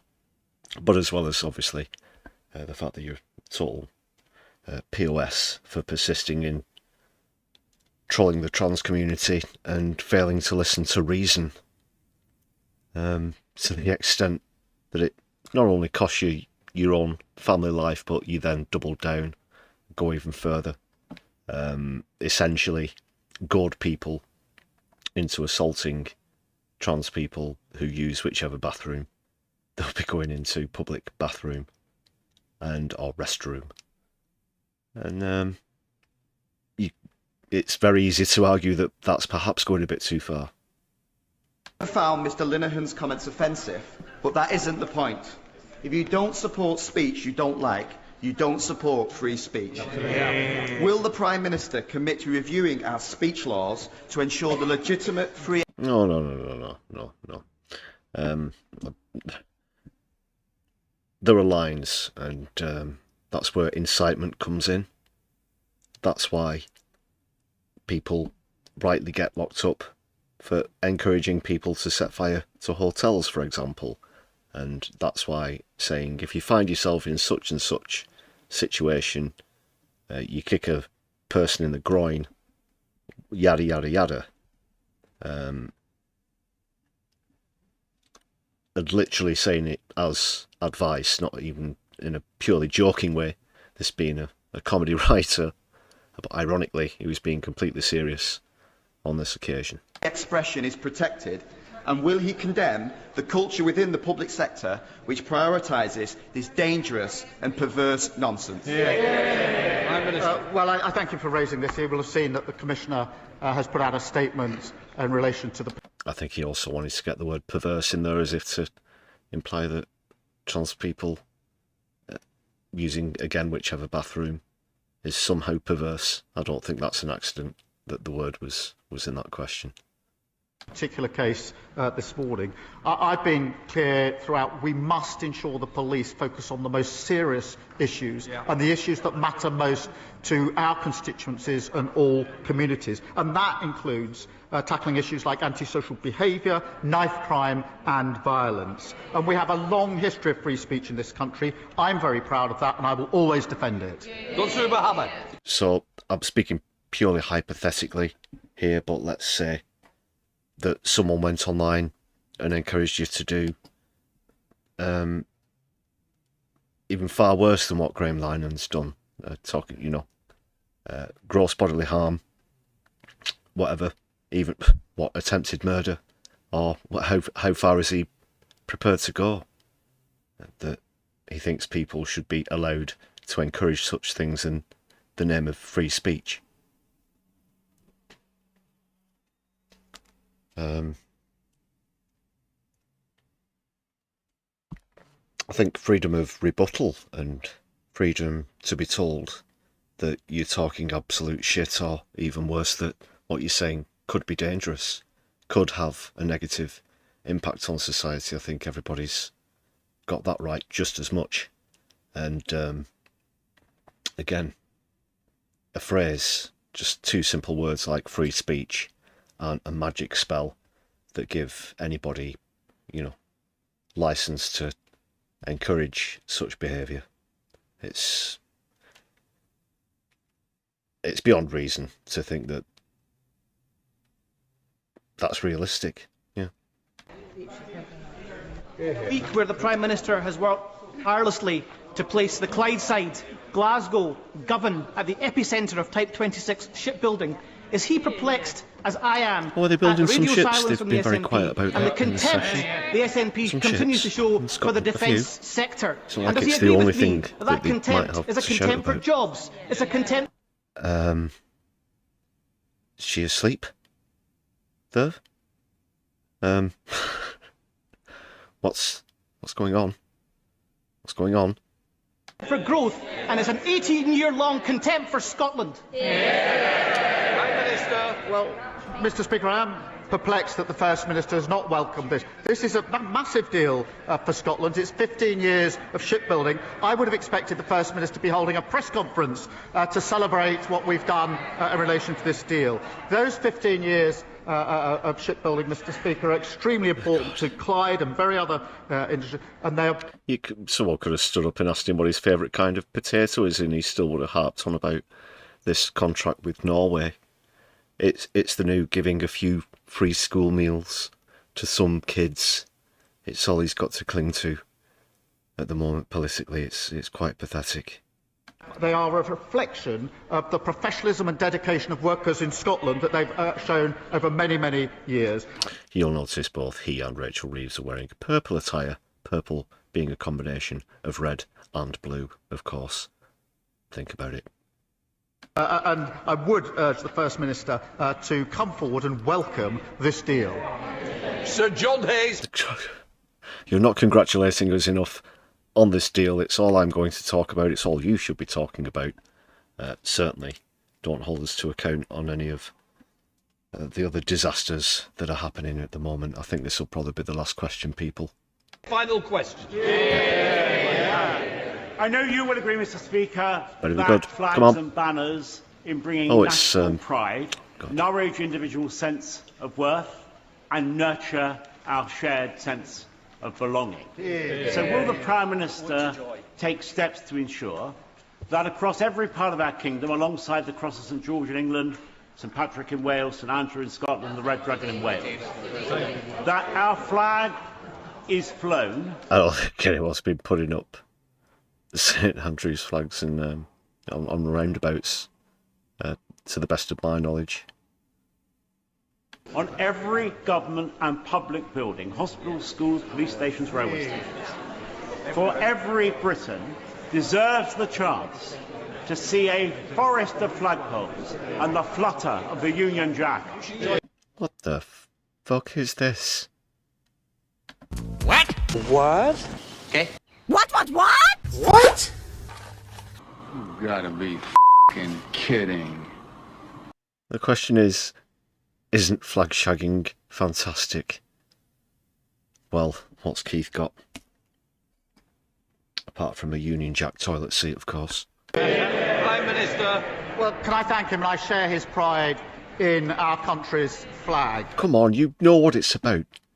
It's a lot easier to buy a flag than try and scroll "I'm a massive racist" bell end in crayon on a fucking placard, isn't it, Keith? And that's why there's so many of them around. We know what it symbolises. It is being used by the far right to symbolise their racism and white supremacy, an ideology which should not be allowed to exist in this country whatsoever. It's what we've fought in world wars over, for example. Get off the fucking bandwagon with trying to outflank reform to the right. It's not working. Okay? They're going to vote for reform anyway. You'll actually see a good interpretation of that in the closing comedy clip later on in the stream as well. Another good example of that. But that is what's happening. How is he so blind not to see it? And he thinks that warming to the idea was Cooper. She was lurking around at the back. I saw her in one of the shots there. Having never previously mentioned flags, all of a sudden very enthusiastic about them, aren't they? Because in their heads, if they piss off a single reform voter, they're going to lose the election, but they're on track to lose the election just based on what they're doing anyway. In a sense, the definition of insanity is expecting a different outcome whilst doing the same thing over and over again. It represents our history, our heritage, and our values. Where was St George from? Where was St George from? Where was St George from, Keith? Where was he from? Well, tell us. Tell us. I'm a curious fellow. I would like some information. I'm just really into facts and things. So this legend of St George, who represents our country to the extent that the very flag that we use, the symbol of our terrain, is represented by him. Where was he from? Where was he from? Wanker. And that's why we display it. And I was the Labour leader that put the Union Jack on the membership card for the Labour Party. Oh, God, wow, brilliant. That was good. Get the statue builders alerted immediately. This has got to go down into the annals of history. Wow, flags. I was they've got somebody to dig out that little tidbit of information, haven't they? Just so that he could bring it up at PMQs as well. No, that was the first indication of you doing exactly what you're doing now. It was just that you were copying the Tories at the time, because whenever they got in a spot of bother, which was on more than one occasion, it's got to be said, they just dragged out the flags. That's why you put it on the membership card. Now you flag shagging because you want to, you're worried about upsetting people who are intending to vote for reform. And there you have it. I believe we've just had a raid from viewers of No Justice. Awesome stuff. So please hit thumbs up as you join us. You're all very welcome here. For anyone who's not familiar with the channel, this is My Left Eye. We talk about politics and society from a left-wing point of view. Just going through the end of the last question on PMQs before we get into some other stories. So if you have already seen PMQs, it's right at the back end. This guy's just sniffing whatever he thinks he's put his finger in as he's listening to Keir Starmer's bullshit answer to how good flags are. It's the flag plug. And we've also had a raid from Kevin Logan as well. Double raid. Solidarity, everybody who's joining us. Shout out to Kevin Logan as well. Urge all current viewers who aren't subscribed to go to Kevin Logan. Subscribe as well as No Justice MTG. Solidarity once again. Very warm welcome. Just about 30 seconds left of this PMQs before we go on to other stories. I'm very proud to do so. It belongs to all of us. We should be proud of it and value it. Oh, so cringe. It's finished 0-0, which means definitely the less said about that. Return to PMQs, the better. Very brief analysis, very predictable. That at the end was vomit-inducing. It really was. It really was. Let me know your thoughts about that in the chat, or if you're watching back later, stick it in the comments, please, people. Thank you, Adrena Websdale, for joining us with a standard membership. I hope you enjoy the perks. Thank you very much for the contribution.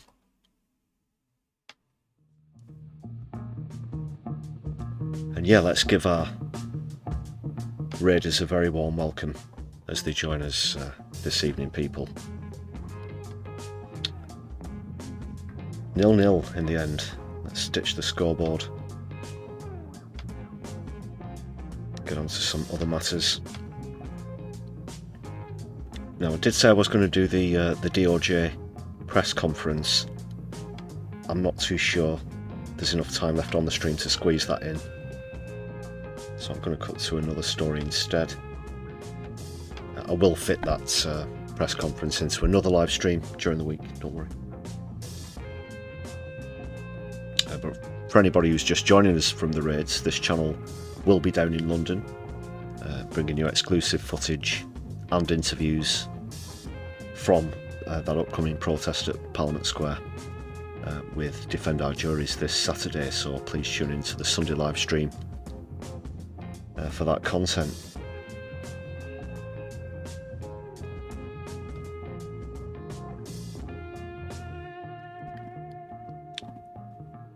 So instead, I've mentioned this poll a couple of times during the PMQs there.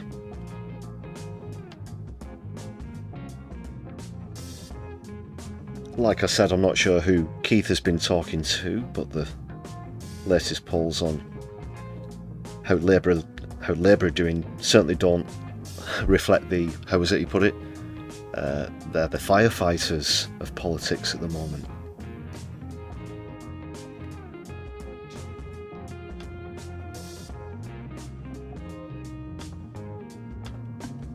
Oh, I've got it as a bookmark on Twitter actually. Sorry, I was looking for it as a JPEG. It's right here. It's another one from Stats for Lefties.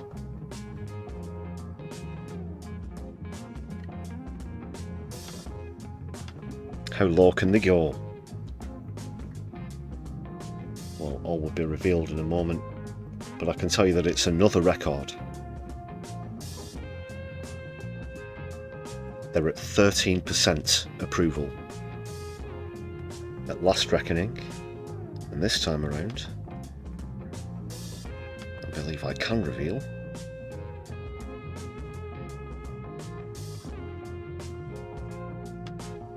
for anyone who's not seen it.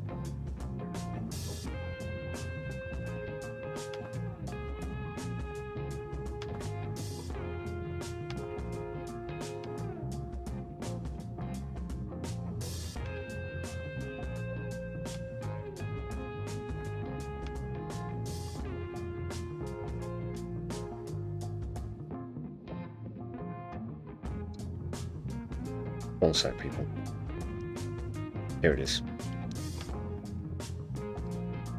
Sorry, the broadcast software was just having a bit of trouble finding the window. Look at this, minus 59, only 11% approval, down from 13. 70% disapprove, that's up 3. So, creating a further 5% gap there, minus 59. The total rating.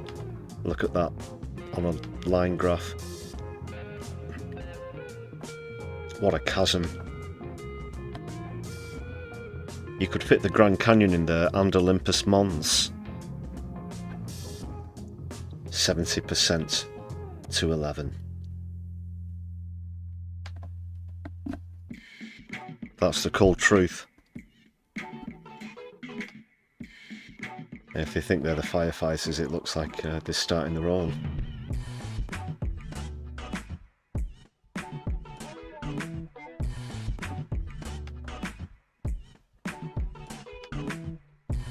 Just wanted to quickly share that with you.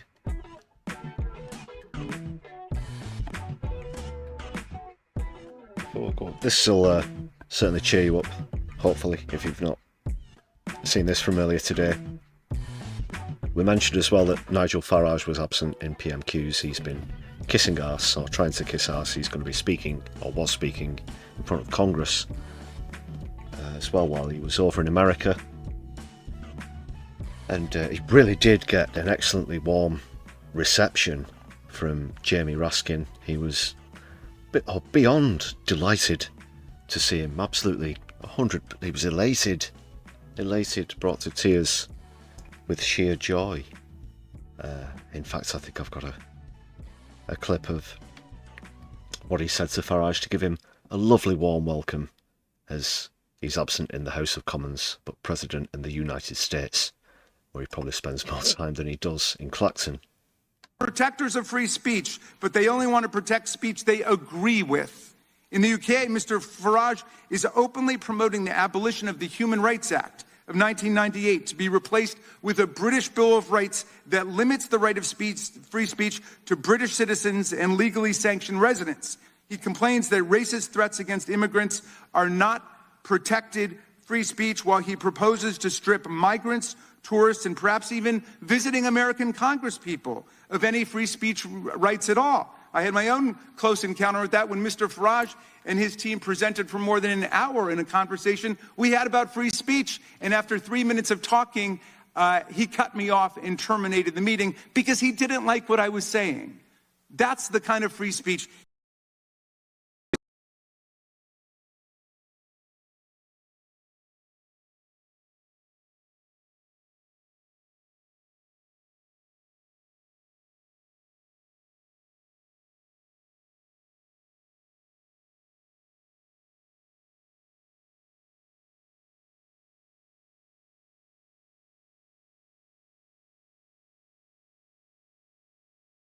A free speech crisis in America today, but there's no free speech crisis in Britain. UK Prime Minister Keir Starmer has not shut down GB News, where Mr. Farage has his own show, just because Mr. Farage has used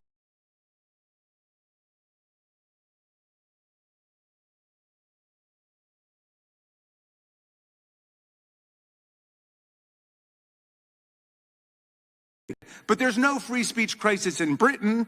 UK Prime Minister Keir Starmer has not shut down GB News, where Mr. Farage has his own show, just because Mr. Farage has used his airtime to call for banning peaceful protests that he disagrees with. No one has stopped him from going on Russian TV 17 times and saying also and repeating that the one world political leader he most admired was Vladimir Putin, even though Vladimir Putin is a war criminal and a dictator who has regularly interfered in other countries' democratic elections. No one has stopped Mr. Farage from parroting Putin's absurd talking points, like when Farage claimed that NATO, the US and Britain provoked this war. Did you know they call him the frog? Just that bit again. Rabbit. For a man who fashions himself as some kind of a free speech martyr. For a man who fashions himself as some kind of a free... No one has stopped Mr. Farage from parroting Putin's absurd talking points, like... He ribbits. He ribbits, literally. Watch the lower lip. Watch the chin. When Farage claimed that NATO, the US and Britain provoked this war in Ukraine.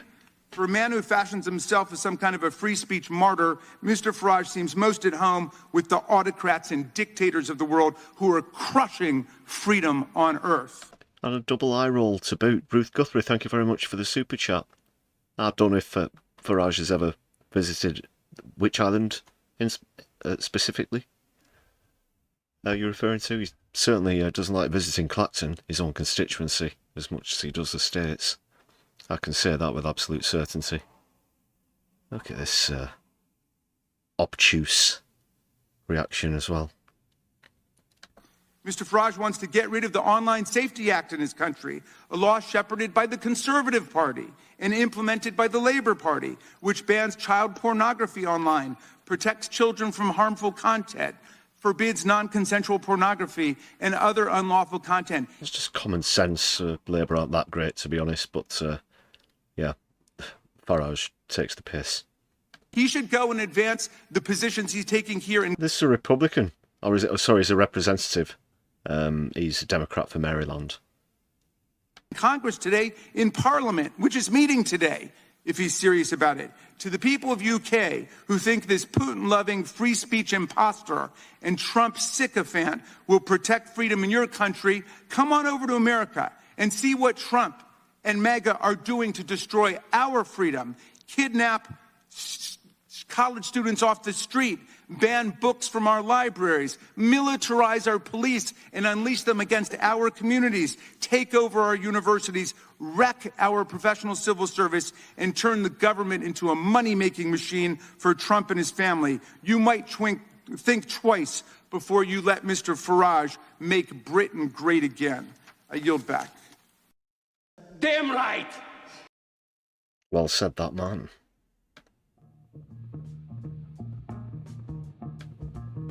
That's the kind of welcome we like to see Nigel Farage receiving. Jamie Raskin there, a Democrat representative for Maryland.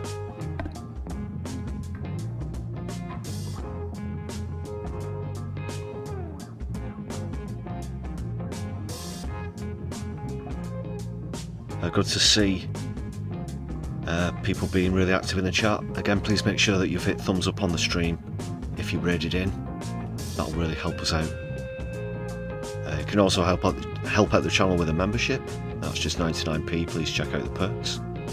Vicky Clee, thank you very much for the super chat. Let's give that some love and appreciation. Please, everybody, big up in the chats. Great to see you as well. Hope you're well. Hope you're brewing well.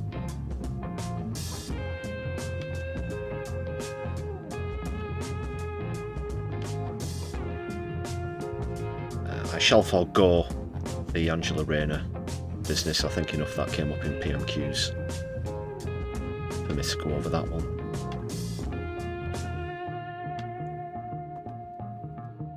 So that would bring me on to a little update about the flotilla, which is on a voyage of several days from Barcelona, hopefully to Gaza, to deliver aid, baby formula, basic medical provisions as well.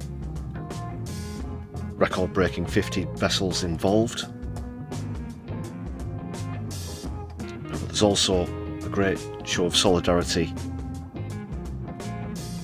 across the world from a group of dockers, and we heard from a group of Italian dock workers who support the flotilla on the last live stream.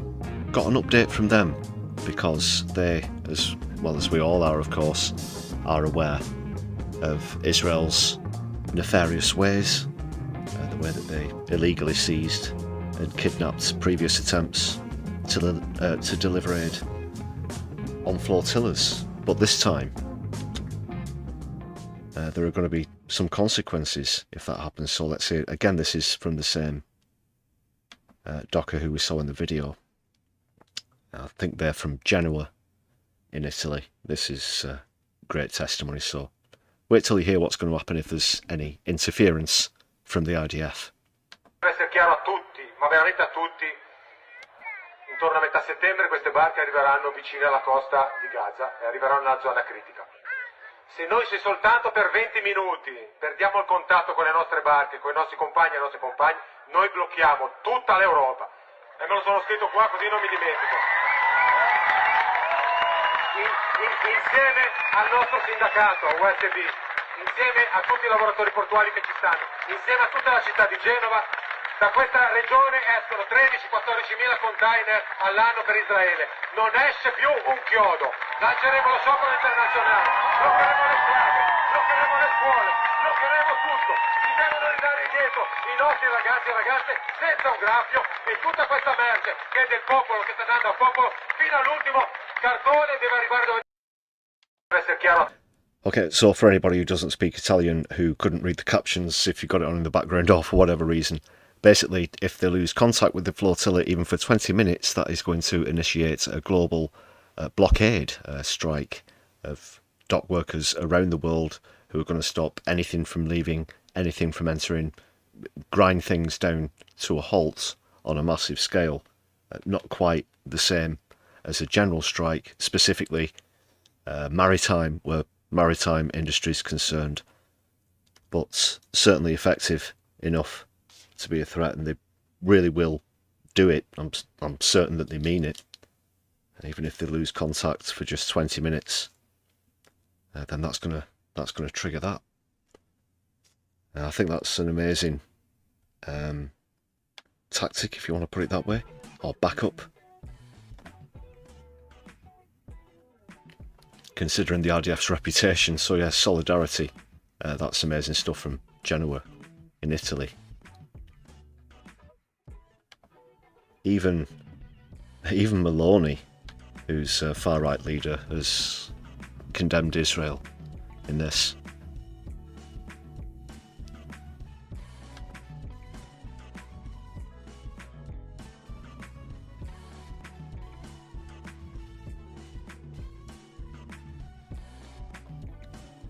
Magnifico di Italia.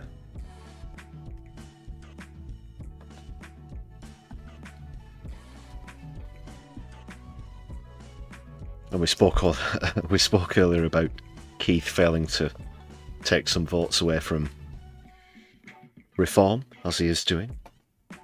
I will remind you, like I did on yesterday's stream, the Green Party are apparently taking votes away from Labour at the same rate as Reform, if not at a faster rate. But it's seldom mentioned in the mainstream media, of course. But this great video from Suze Kempner, a great comedian, will put that into perspective. Hello, my free speech legends, my free thinkers, my not sheep.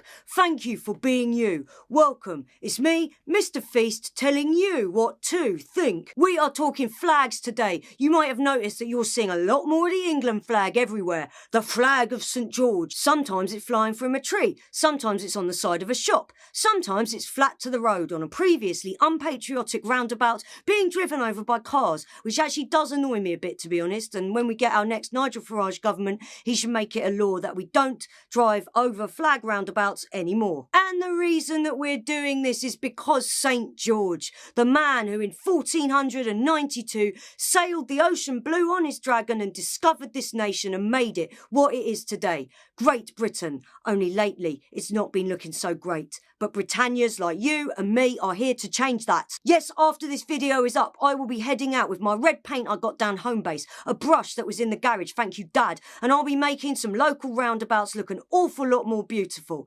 Just until it's the law, can you please try not to drive over them? I had to have a go at my mum yesterday after she picked me up from the shops because she drove over one that wasn't even dry yet. Before these great free speech acts of putting England flags all over the place, the only place you would see one is on the shirt of a footballer of the England team. And are they fit to wear that flag? No, they are not, after their woeful, embarrassing, woke performances in recent tournaments. 2 finals and a semi-final. Not like the good old days when England didn't make it out of the group stages like true patriots. The Lionesses have, of course, won 2 tournaments, but they're not fit to wear the flag of St. George Cross either because they're women. What's this tweet? Jamie Strong. Jamie Weak, more like. Bunch of England flags on the lampposts of my street have appeared overnight, all of them at half-mast. Is that because fascists are causing the death of my country? Wow. Wow. Well. Someone's offended, aren't they? Jamie Weeks offended everyone. Who'd be offended by a flag? Oh, they've got a poxy rainbow flag in their username. Oh, pathetic. Wow, just reading here that earlier today, Nigel Farage was on BBC, British Bollocks Communism, that stands for, saying he has a St. George's Cross flag in his house. Yes, Nigel. Arise, Sir Nigel. Oh, yes, this is the quote. He says, I am a supporter of flags, he said. Amazing. Wait, hang on. I read it wrong. It wasn't Big Nigel who said it. It was Prime Minister Keir Starmer. Didn't expect that from him. That's actually really impressive. Never going to vote for him, obviously. A reform!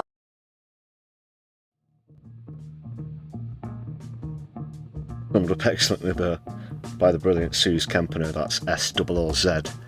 Kempner. Do go and give him a follow on YouTube.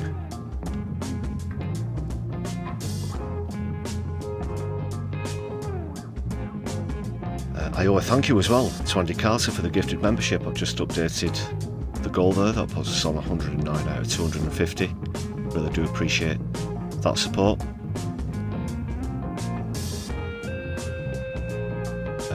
Apologies, I didn't read out Vicky Clee's super chat. Raskin is correct in the instances he highlights, but he's incorrect in that climate and Gaza protesters are being shut down.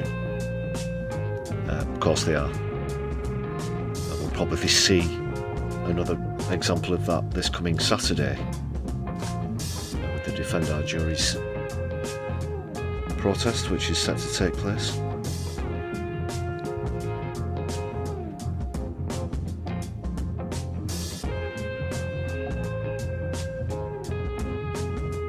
So yeah, thanks again, Andy. That puts us on 109. It will be my pleasure to update this members roster.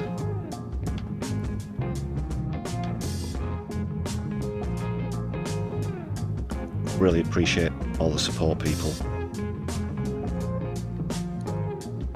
It's just 99 pence a month for anybody who'd like to join. Just a fraction of the price of a tasty hot beverage. Can't beat that kind of value. It's quality.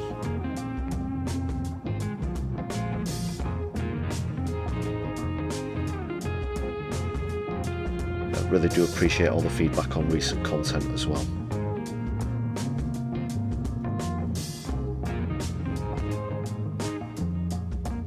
One final bit of hype for the new hype feature for anyone who's just joined us.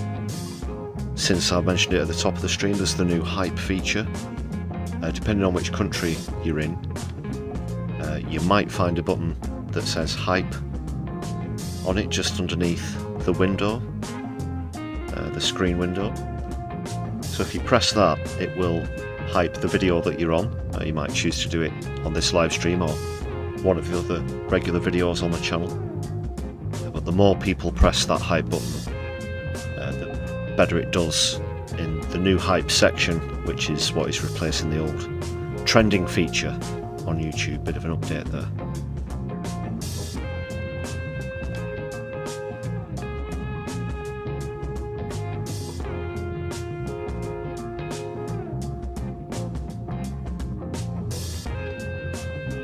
Thanks again, members. I'll be bringing things to a close soon, but please do stick around. There could be another redirect coming up for anyone who joined us on a raid earlier on. We'll see if there's somewhere else to raid into afterwards. We have this space, so we can go over to this space.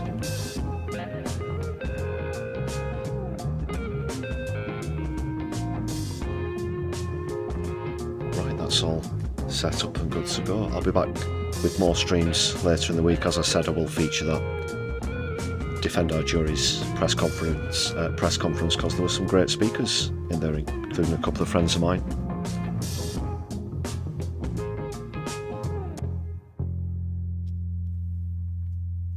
Yeah, so please do join me for that, as well as hit the notification bell and keep an eye out for upcoming content on the channel. That would be it from me. I've been your host, Lefty. You've all been great. Thanks a lot for all your comments in the chat and everything. People really do appreciate all of that business. So free Palestine, power to the people. My Left Eye, be seeing you soon. Hit the buttons.